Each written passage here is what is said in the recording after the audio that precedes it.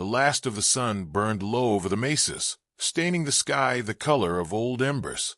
Clara McGraw stood on the porch of the small ranch house, her fingers resting on the chipped rail as the wind teased the loose strands of her hair. All day the air had felt different, heavier somehow, like the desert itself was holding its breath. From this rise, she could see miles of open country, ridges turning purple in the dusk, the slow sweep of the cottonwood shadows along the creek. It was the kind of evening that should have calmed her heart, yet a restless unease threaded through her like a wire drawn tight. Behind her came the low groan of the screen door and the sound of familiar boots. Eli stepped out, tall but slightly stooped, his shoulders broad from decades of work. The fading light touched the silver in his beard and the deep creases at the corners of his eyes. He carried 2 tin mugs, the faint scent of coffee drifting with the cool breeze. Clara took one without a word, the warmth soaking into her palms, and listened to the creak of the windmill turning slow and steady above the well. "They say a storm's rolling in from the west," Eli said, scanning the horizon where a line of dark clouds bruised the sunset. "Might get some rain if we're lucky." She nodded, but her gaze stayed fixed on the distant hills. Rain would be welcome. The words came out thin, a poor disguise for the thoughts chewing at her mind. The rider who had passed through earlier, half drunk, smelling of sweat and horse, had spoken of the Ridgeback Bandits with a kind of awe, as if naming them might invite trouble. Clara hadn't been able to shake the way his eyes darted to the shadows while he talked. Men like that didn't spook easy. Eli set his mug on the railing and stretched his back with a quiet grunt. "You've been tight as a coiled rope all evening. Something on your mind?" She forced a smile, the kind that showed more effort than ease. "Just a feeling, like the air before lightning." She reached for the comfort of his rough, calloused hand. "Do you ever think about the stories people tell, the ones where outlaws ride through towns and leave nothing but ash?" His thumb moved over her knuckles, slow and steady. "Stories travel faster than truth. Most of the time they're nothing but wind." Yet he glanced toward the darkening east, and she caught the flicker of something unreadable in his eyes. The night deepened, the desert cooling as stars winked awake across the vault of heaven. Crickets started their chorus, a soft pulse against the silence. Clara moved inside to light the lamps, their golden glow spilling over the wooden walls and the framed photograph of their wedding day. She lingered on that picture, herself young and laughing, Eli's face smoother but carrying the same steady calm. A life built out of dust and sweat, each day hard but honest. She could not bear the thought of it shattered.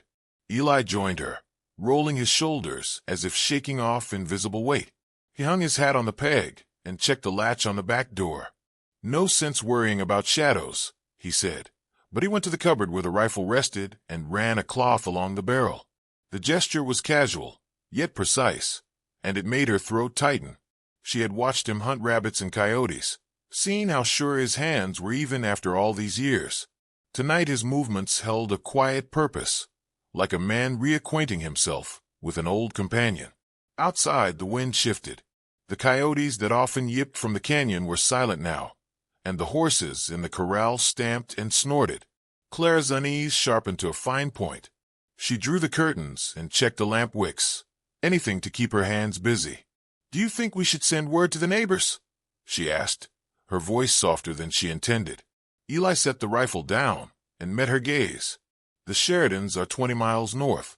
By the time a rider reached them, whatever's coming would be long gone or right on top of us. We'll be fine." He offered a smile, small but warm. "We always are." They shared a quiet supper, beans and cornbread, the simple meal tasting of wood smoke and memory. Clara found herself studying him across the table, the way his eyes held a depth that seemed older than the years she knew. There were stories he never told, scars beneath the surface of his calm. Tonight she sensed them closer than ever, like the distant rumble of thunder that trembles through the earth before a storm breaks. When the dishes were done and the lamps turned low, Clara stepped onto the porch once more. The desert night stretched endless and black, stars burning bright as cold fire. The scent of sage drifted on the breeze, mixed with something sharper, dust and the faint tang of approaching rain. She listened hard, and there it was, The distant drumming of hooves, faint as a heartbeat, then gone. Her breath caught. "Eli," she called softly. He came beside her, eyes narrowing as he tilted his head to the dark. For a long moment neither spoke. Then he placed a gentle hand at the small of her back and guided her inside. "Could be a wild Mustang," he said, but he reached for the rifle again, checking the chamber with a smoothness that made her shiver. Clara closed the door and leaned against it, heart thudding. The Ridgeback Bandits, names whispered over campfires, men who took what they pleased and vanished like smoke. Perhaps it was only rumor, perhaps not. She thought of the neighbors scattered across the wide valley, of the miles of empty land between them and any help. If the bandits came, it would be just the two of them and the dark. Eli placed the rifle within easy reach and touched her cheek with a weathered palm. "Whatever comes," he said quietly, "we face it together." She searched his eyes, finding in them a steadiness that both comforted and unnerved her. There was more to that steadiness than she understood, a history folded deep inside the man she loved. For years she had known him as a gentle rancher, a husband who built fences and read the good book by lamplight. Yet tonight she glimpsed another truth, something forged long before they met, something waiting, patient and deadly as a rattlesnake coiled in shadow. Outside, the windmill turned with a long, mournful creak. Cloud swallowed the moon until the world lay under a veil of darkness. Clara drew closer to Eli, listening to the hush that fell over the land, a silence so complete it seemed the earth itself was listening. Somewhere out there, beyond the reach of their lamplight, the night held its secrets tight. The morning sun came up the color of raw copper, heat shimmering across the scrub and sage. Clara had barely finished her first cup of coffee when the low thunder of hooves reached her ears. It was not the steady rhythm of a neighbor's ride to market, but a frantic, uneven pounding that carried urgency. She stepped onto the porch, shielding her eyes against the glare, and saw a lone rider tearing across the valley floor, dust boiling behind him like smoke from a brush fire. The horse stumbled to a halt in a spray of grit. The man in the saddle was lean and sunburned, his hat askew, shirt dark with sweat. He swung down, nearly losing his footing, and Clara recognized Amos Traeger from the next county over, a stage-line guard whose reputation for steady nerves was well earned. Today his eyes were wide and raw with fear. "They're coming," he rasped, clutching the porch rail. "Ridgeback Bandits hit the south stage last night, killed the driver, took the strongbox, and they're riding north. Your valley's right on their path." Clara felt the air leave her chest. "How many?" "7, maybe 8. Amos said, breathing hard. "Mean ones. Heard they cleaned out a freight depot 2 towns over. Left nothing but blood and smoke." Behind her, the door creaked and Eli stepped out, calm as a man meeting the dawn. He gave Amos a slow, measured glance, then offered the rider a canteen. "Take a drink," he said. "You're dry as old leather." Amos drank greedily, water spilling down his beard. "You've got to warn the neighbors. They'll be here by sundown if they keep the pace I saw." Clara's heart hammered. "We need to send word, fortify the place." Eli rested a hand on her shoulder, a quiet weight that steadied and unsettled all at once. "We'll take care of what's ours first," he said. "Amos, you best keep riding. Sheridan Homestead is 15 miles north. They'll need the warning more than we do." The rider nodded, still panting. He mounted up and spurred the horse into a gallop, vanishing in a swirl of ochre dust. Clara watched him fade to a speck and then to nothing. The valley suddenly too quiet, the sky too wide. Inside, Eli moved with deliberate purpose. He set the coffee pot back on the stove and reached for the oilcloth-wrapped rifle that leaned against the cupboard. Clara followed, anxiety sharpening every breath. "We have to barricade the doors," she urged.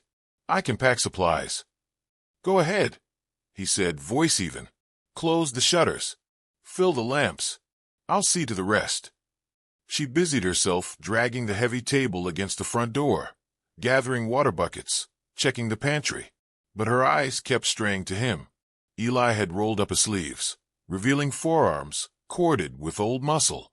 He unwrapped the rifle and laid it across the table with a familiarity that sent a shiver through her. His movements were methodical, checking the chamber, testing the sights, oiling the mechanism with practiced ease. The smell of gun oil mixed with the aroma of morning coffee, an unexpected, unsettling blend. "You handle that thing like it's part of you," she said, her voice thin against the silence. He looked up, a faint smile in his beard. Old habits don't die easy. His eyes softened for a moment, then hardened again as he examined the barrel. There was a stillness in him she had never noticed before, something deep and dangerous, like a river under ice. Clara felt questions rising, about the scars she'd glimpsed on his shoulders, the rare nights when he woke from dreams with his jaw clenched and eyes far away. But she swallowed them. Now was not the time. Outside, the day blazed hotter. Heat rippled across the plains, bending the horizon. Clara kept watch from the window, the endless landscape suddenly alive with menace. Every distant shimmer looked like riders. The animals sensed it too. The horses shifted nervously, ears flicking toward the south. A hawk wheeled high and gave a sharp cry before gliding off toward the hills. By late afternoon, the sky had turned the color of old brass, the sun sinking into a haze of red dust. Clara carried the last of the buckets to the porch when she noticed a thin plume rising far off, where the valley met the desert. Not smoke, dust kicked up by hooves. Her stomach nodded. "Eli," she called, and he was beside her in an instant, rifle in hand. Together, they watched the distant smear stretch and billow, a dark ribbon against the fiery horizon. Crows lifted from the mesquite in a black wave, their wings catching the dying light like shards of obsidian. The sound reached them faintly, low, rhythmic, the march of many hooves. There was no mistaking it now. "They're coming," she whispered. Eli's gaze never left the horizon. "Then we're ready." But were they? Clara's pulse thundered in her ears. She thought of the neighbors miles away, of Amos riding hard to warn them, of the bandits closing the distance with every heartbeat. She wanted to scream, to run, but instead she forced herself to breathe, to stand still as Eli's steady presence wrapped around her like a shield. As the sun sank, the sky caught fire, orange bleeding into crimson, clouds rimmed with molten gold. Against that blaze the dust plume swelled, a living thing crawling closer. Clara's hands clenched at her sides. Somewhere beyond the mesquite the crows circled and cried, black omens wheeling against the inferno of dusk. Eli lifted the rifle to his shoulder, sighting along the barrel. His posture was fluid, precise, a man utterly at home with the weight of steel. For an instant the fading light carved his profile into something sharp and hard, the calm of a man who had faced worse and walked away. Clara felt a chill despite the heat, a flicker of awe and fear twined together. The first stars appeared, pale pinpricks in the violet sky, as the distant riders slowed to a crawl. Their figures were still silhouettes, but she could feel their intent, a silent promise carried on the desert wind. The Ridgeback Bandits were nearly here, and the quiet life she had known balanced on the edge of a night that would change everything. The moon rose like a silver coin over the mesas, pouring pale light across the valley and turning the ranch house into a lone island of shadow and lamplight. Clara stood by the window, heart pounding, eyes fixed on the wavering horizon. The night was so still she could hear the slow creak of the windmill and the uneasy shifting of horses in the corral. Then, from the darkness, came the first distant whistle, high and mocking, a sound that did not belong to the desert. Eli had doused every lamp but one. The faint glow threw long, slanting shadows across the room as he arranged weapons on the table with a quiet efficiency that chilled her more than the whistle. Rifles, revolvers, even a double-barreled shotgun she had never seen before emerged from beneath floorboards and hidden panels. He worked without hurry, hands steady, each movement precise. Clara realized with a jolt that her husband had not merely prepared for trouble. He had lived with the memory of it for years. Another whistle floated across the land, closer now, answered by a low chuckle from the darkness. Then came the voice, coarse and amused. "Nice little spread you got there, old man. Shame if the coyotes got to it first." Clara felt the weight of that voice settle on her like dust. She slipped to the back door and eased it open. The night air was cool, sharp with sage. She crossed the yard in silence, skirts brushing the dry grass, and reached the corral. The horses trembled, whites of their eyes catching the moonlight. She laid a soothing hand on the neck of their best mare, whispering soft words while she unlatched the gate. Moving quickly, she led the animals toward the rocky wash behind the barn, a narrow gully cloaked in shadow where they might remain hidden. A sudden crack split the night, a rifle shot shattering glass. She ducked instinctively, heart hammering, the sound of hoofbeats echoing across the plain. From the house Eli's voice carried, low and calm. "Stay in the dark, Clara. Don't answer them." She crouched in the gully, listening. Another shot rang out, this time splintering the porch post. Shards of wood skittered across the dirt like sparks from a forge. The bandits whooped and jeered, their laughter hard and sharp as breaking stone. Clara gritted her teeth and finished tying the horses behind a screen of mesquite, every nerve alive with fear and defiance. A small, desperate cry reached her then, faint but clear. She turned and saw a thin figure stumbling toward the barn, a boy, maybe 10, clothes torn and dusty, face streaked with sweat and fear. Recognition jolted her. It was Nathan, the orphan from the neighboring claim, his parents lost to fever last winter. "Miss Clara," he gasped, clutching his side. They burned our shed. I ran." She pressed a finger to her lips and guided him into the shadows. "Quiet now. You're safe with us." The boy trembled like a frightened colt, but he followed as she led him through the back entrance into the kitchen's dark warmth. Eli glanced up only briefly when they entered, eyes narrowing at the sight of the child. "Good work," he said simply, sliding a plate of cartridges across the table. He knelt and spoke to Nathan in a voice so gentle it nearly broke her heart. "Stay close to Clara. Do exactly as she says." Outside, the bandits circled like wolves. Their voices drifted in and out of the darkness, taunting, testing.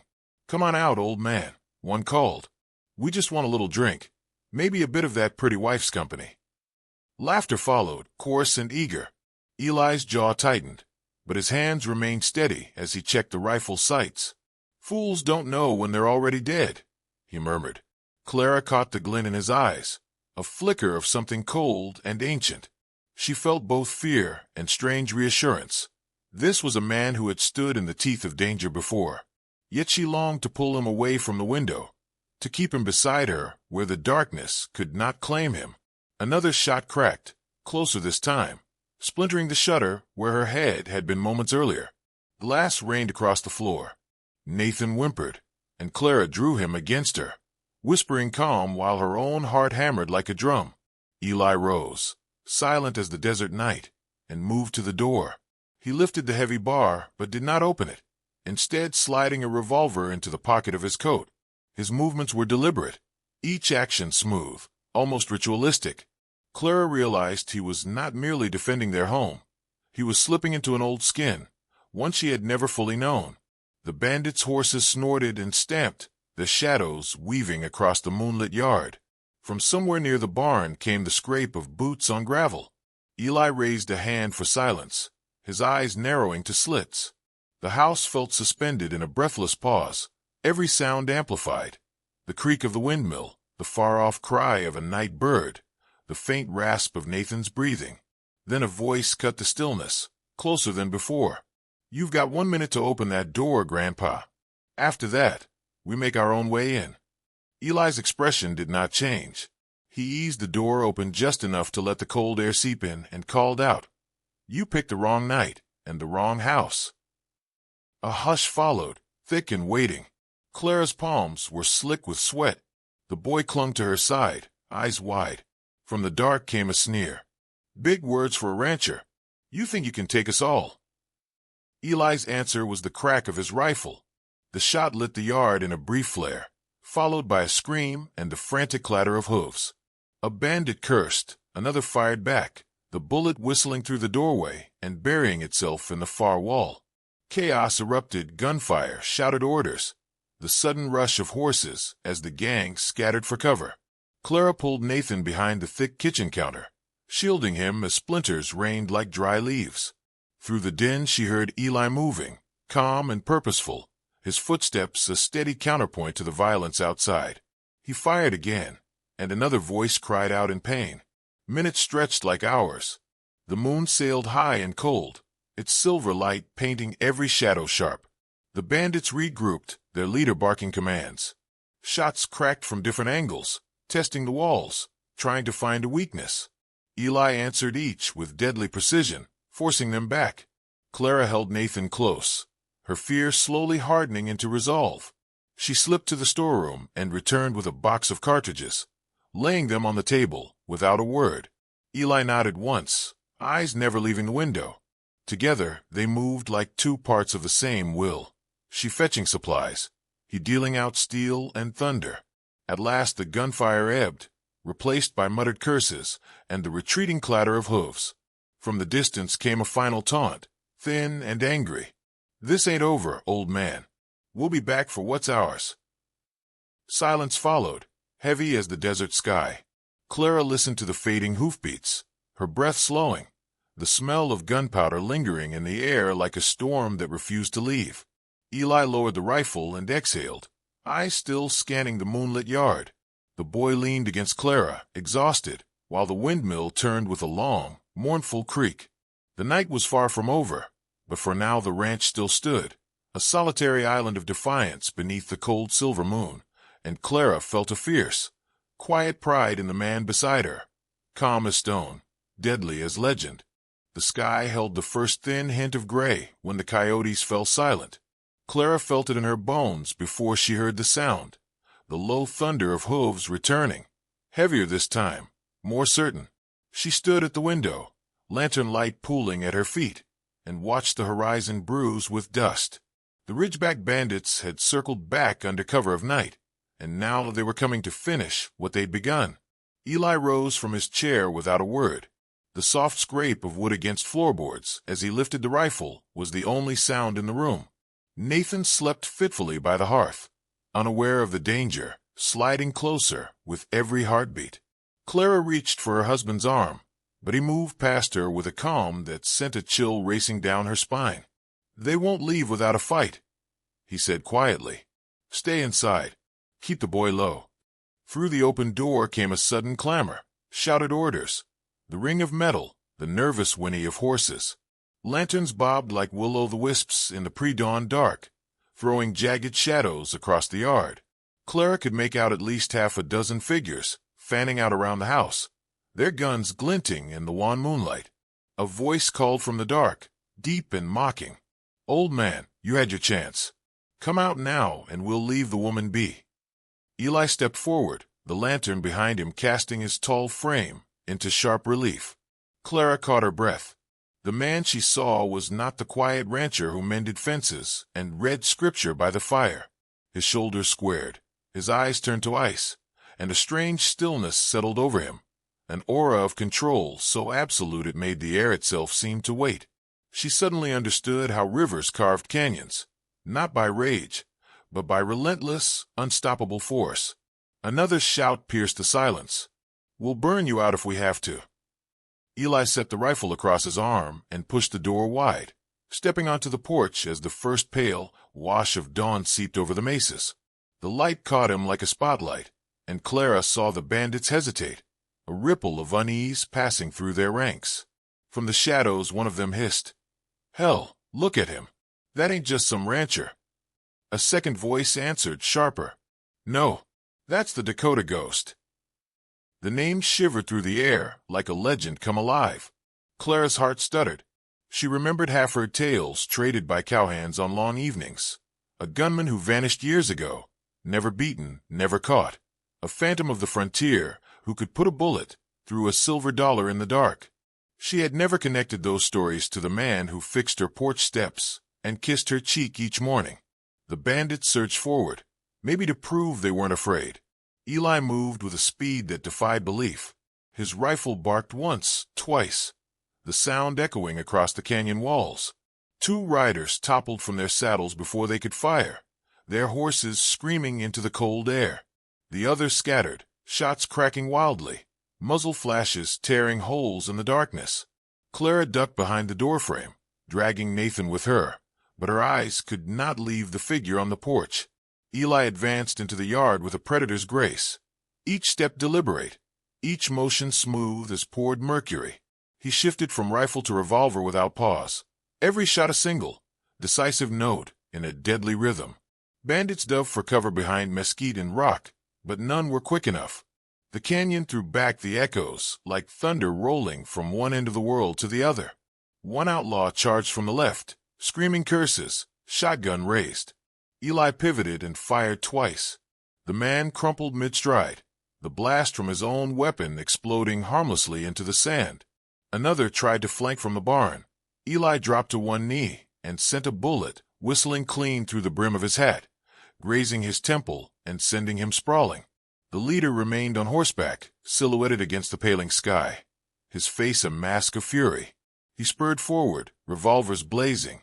Sparks leapt from the porch rail as bullets struck wood and stone. Eli didn't flinch. He waited, eyes narrow, and at the perfect breathless moment squeezed the trigger. The outlaw's left gun spun from his hand. A second shot shattered the right. The horse reared, screaming, and the man tumbled to the ground with a heavy thud. Silence crashed down, sudden and absolute. Dust drifted through the first blush of sunrise, catching the light like gold flakes.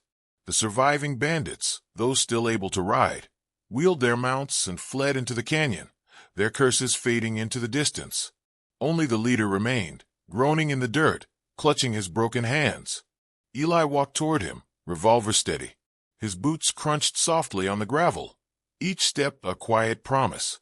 Clara stepped onto the porch despite the tremor in her legs, the boy clutching her skirt. She could see her husband's face now, the dawn revealing every line carved by years she had never known. It was not cruelty she saw there, but an implacable certainty. A man who had weighed the cost of violence long ago and accepted it when justice demanded. The outlaw spat blood and tried to rise. You're supposed to be dead." Eli's voice was low, carrying easily through the dawn, dead enough for most. He kicked the man's gun aside and knelt so their eyes met. "You'll ride out of here if you value what's left of your life. Tell the rest that the ghost still walks." The man nodded, fear and pain mingling in his expression. He staggered to his feet and stumbled toward a riderless horse. With a frantic kick, he vanished into the pale horizon, leaving only the smell of dust and gunpowder. Eli stood there for a long moment, the revolver lowered but still in his grip. The sunrise bled across the desert, washing the land in shades of rose and copper. Clara walked toward him, each step heavy with disbelief and wonder. When she reached him, he turned, and the coldness in his eyes softened like ice breaking under spring water. "You never told me," she whispered. "There are things a man leaves behind when he chooses a quieter life," he said. The words carried no apology, only the weight of truth. But a man protects what he loves. She placed her hand against his chest, feeling the steady heartbeat beneath. The legendary gunslinger and the gentle husband were one and the same, and she understood that he had always been both. Around them the canyon slowly returned to life, the rustle of sage in the breeze, the distant cry of a hawk welcoming the day. Nathan stepped from the porch, eyes wide with awe. "Mr. Eli," he said softly, "you saved us." Eli holstered the revolver and rested a hand on the boy's shoulder. "We saved each other," he replied. The first full light of morning spilled across the ranch, touching every scarred wall and bullet-riddled post with gold. Clara looked over the valley, where the tracks of fleeing horses trailed into the endless desert, and knew the story of this night would travel far, of the retired gunslinger who rose once more from legend, the Dakota ghost who protected his own. And beside her, Eli simply watched the sun climb higher, silent and unshaken, as if the dawn belonged to them alone. The desert was hushed when the last echo of gunfire faded, a silence so profound it felt as though the earth itself had drawn a long breath. Pale morning light seeped across the mesas, painting the valley in streaks of rose and rust.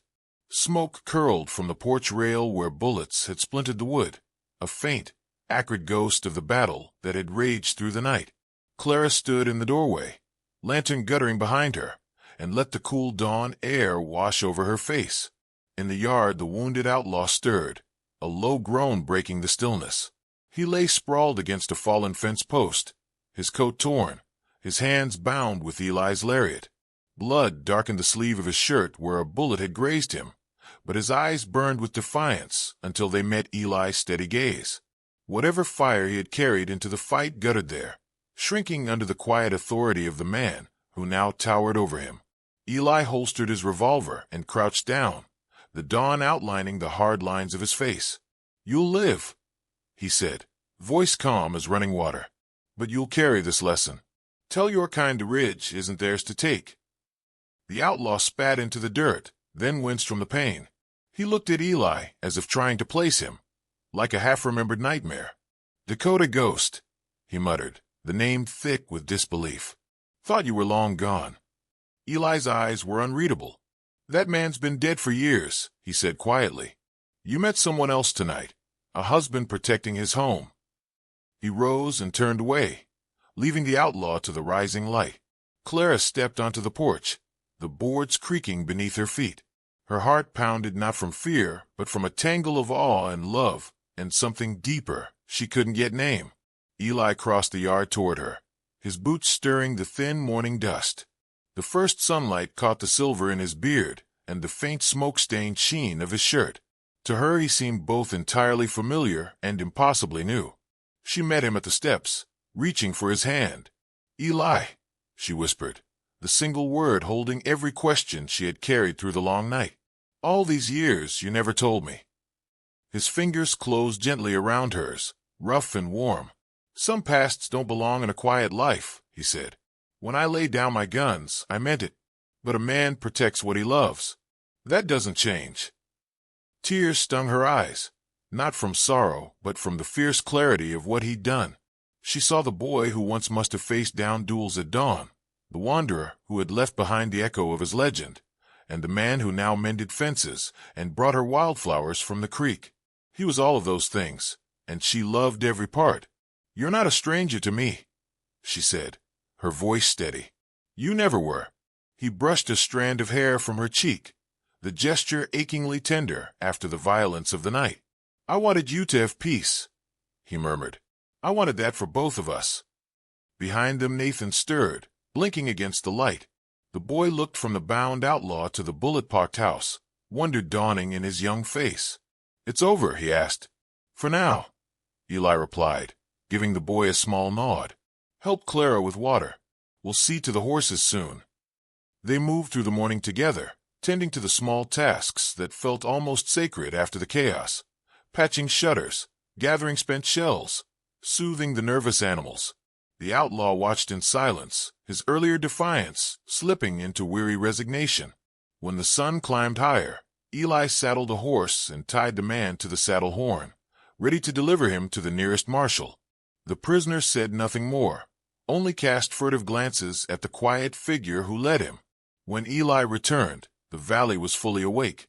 Sunlight poured across the red stone mesas until they seemed to glow from within, as if the land itself honored the night's ordeal. Clara waited by the corral, the breeze lifting the scent of sage and gunpowder. She studied her husband, his easy stride, the way he scanned the horizon without hurry, the peace already settling back over him, and felt a deep certainty take root. Whatever name the world once gave him, he was hers, and the life they had built was no less real for the shadows it contained. They stood together as the wind shifted, carrying the cries of distant crows. Eli slipped an arm around her waist and looked toward the endless stretch of desert. "Word will travel," he said softly. "By sundown some will be telling this story in a saloon 2 counties over." Clara leaned against him, watching the sun ignite the canyon walls. "Let them tell it," she said. "The truth will stay here with us." Far off, a rider's silhouette appeared on the horizon, then another, neighbors answering the echoes of gunfire long spent. Soon they would arrive with questions, with offers of help, with the wide-eyed wonder of those who had only heard the legend. Clara knew the tale would grow in the telling.